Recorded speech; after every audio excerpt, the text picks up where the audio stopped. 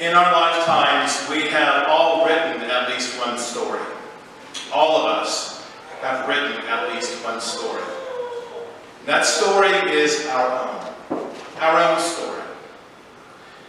We're probably not even aware that we are writing our story.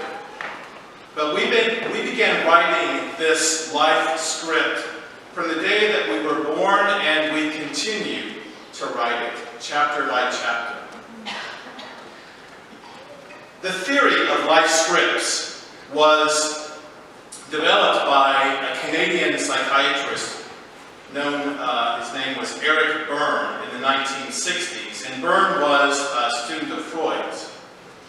According to Berne, each person has a life script, although most aren't aware of it. These scripts are created in childhood, although most of us are not aware. They're created in childhood through the transactions between us and our parents and our social context, the world around us, those who have influences upon us. This script partly programs our behavior later in life. If you just reflect on that for a moment, I think you can understand from the very earliest age how your life script that was handed you has informed your life through the years. These scripts have an unconscious effect upon how we live our lives. They impact our decisions, and they influence what we believe about the world and what we can achieve. They shape the image that we have of ourselves. Gaius Octavius, who later became known as Caesar Augustus and Emperor of Rome in 27 BC, transformed an unruly republic into one of the greatest empires the world has ever known. His life script was written very early. His rise to power came as a teenager, and as a teenager he was thrust into the politics of Rome. This began with the assassination of his great-uncle and adoptive father, Julius Caesar. Augustus ruled the Roman Empire for 41 years until his death in AD 14. Jesus would have been 16 years old when Augustus Caesar died, and the transition of leadership was then given to his stepson, Tiberius Caesar. The photo illustrations that you see are from the house of Augustus on the Palatine Hill in Rome. Our tour group in June visited the excavations of his home and that of his wife Livia. Augustus was a lover of the arts, of Greek comedy and tragedy. And Augustus had masks done in frescoes at the side of his bed, in his bedroom, and in the walls of his home. The author Suetonius writes that his famous last words were said to be, "The play is over, so applaud. Have I played my part in life well? Then applaud as I exit." And he died.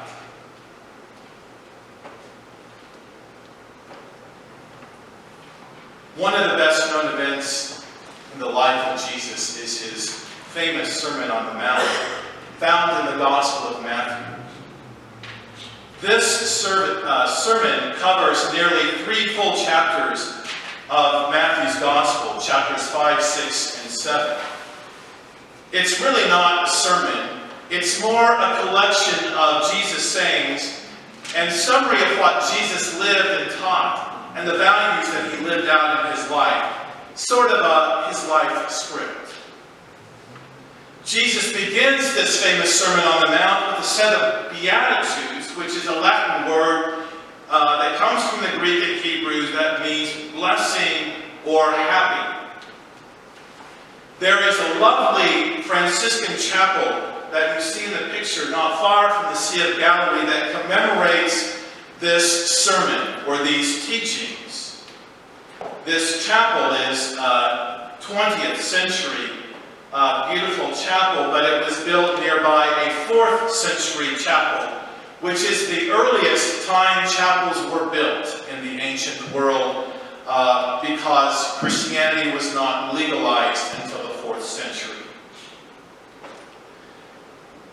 Again, beatitude is the Latin word which means, it's a noun, which means blessing or a very great happiness. And so Jesus says, happy are the poor in spirit, those who cry, the meek, those who hunger for righteousness, the merciful, the pure in heart, the peacemakers, those who are persecuted for doing what is right, and the prophets who are persecuted before you.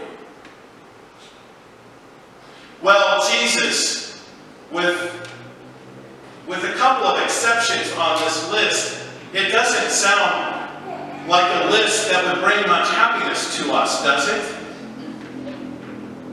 I mean, what's happy about being poor in spirit? What's happy about those who want to cry because they're sad? And really, Jesus, the pure in heart, aren't they the most persecuted of all of us? However, Matthew informs us in these collections of sayings that this will form Jesus' vision of his life and ministry. This is his life script. In the Beatitudes, Jesus understands something that's very basic about life. And that is this: that we take our social cues, or we take our cues from the social world in which we are constantly immersed. Our social world, church, has all the answers to life's most pressing questions, like, who am I? What is the meaning of life? What do I value? Our social world practically writes the script for us, for our human existence, and it provides us with an identity, a place in the world, and an agenda for life. The world scripts our lives if we let it. It assigns each one of us with a role, and we know the expectations of us in that role. We know our lines, and we know the words to speak, and we know where to stand. Visit with the homeless and with the poor, and you'll begin to understand how life was scripted for them at a very early age. And this is the life they feel they must live into.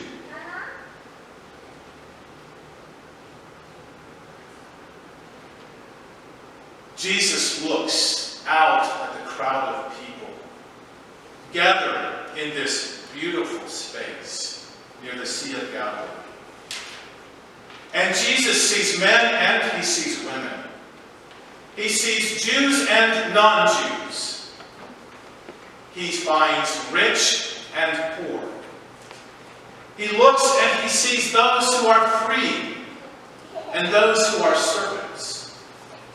He sees tax collectors and fishermen and soldiers and shepherds all in the same crowd.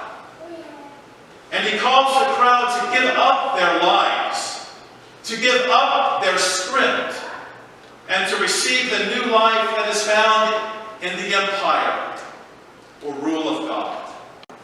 Jesus asks the crowd for a new social ordering of life.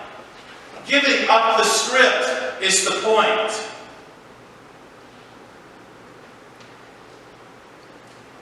how can we possibly do this, church?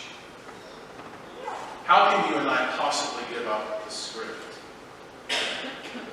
How can we give up the script that our social life, our world has handed to us? What we were taught from our parents and grandparents, our interactions with our friends and our colleagues, our dreams of what we would become in this world. We are in the first world. We are blessed more than people are in third world situations. How can we possibly give up what we have been blessed with?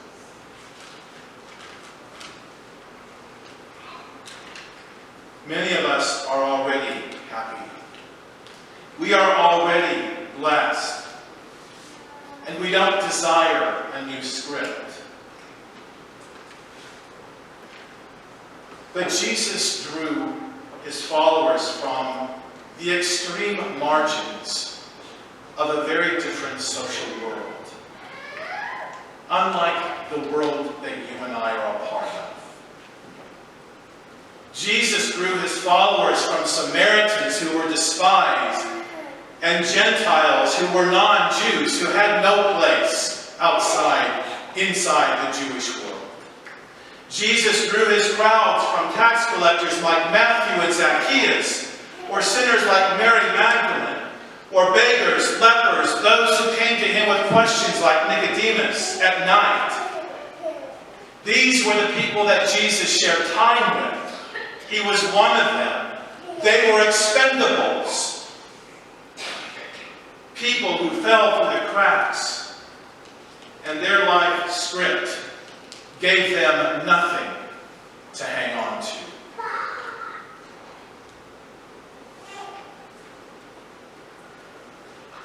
Jesus proclaimed to the crowd of people a new age had dawned.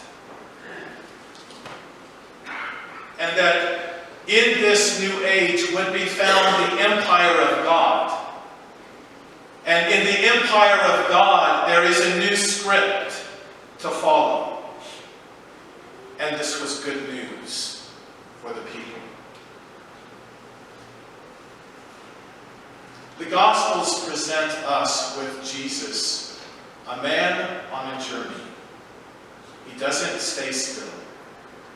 He doesn't stay in one place very long. And Jesus invites us and calls us to join him in this journey. But first he gives his followers a vision or a roadmap of where they're supposed to go. Jesus says, "Let people see your good works, and they'll follow." Jesus said, "Let them see the kindness and the compassion and the justice that's in your hearts and in your minds, and they will follow you. And they will see God in you. Let people look at the way that you live your life. It's different from the world. Look at the way you forgive people, that you show mercy. Look at the way that you love, so that the light of God will be seen in your life and will be seen by all."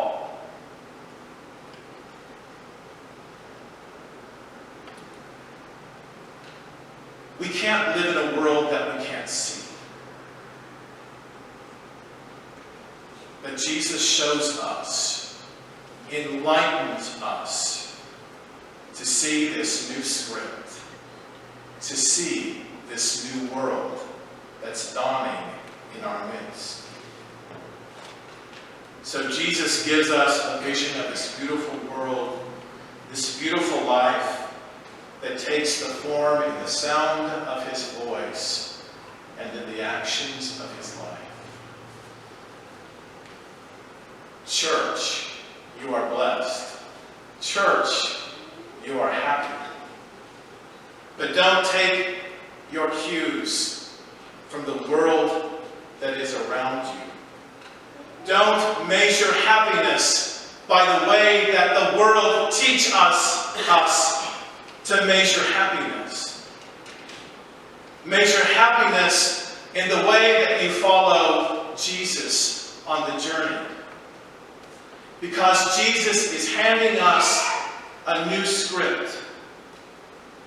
And this new script is a reimagining of the world and the way that the world ought to look like.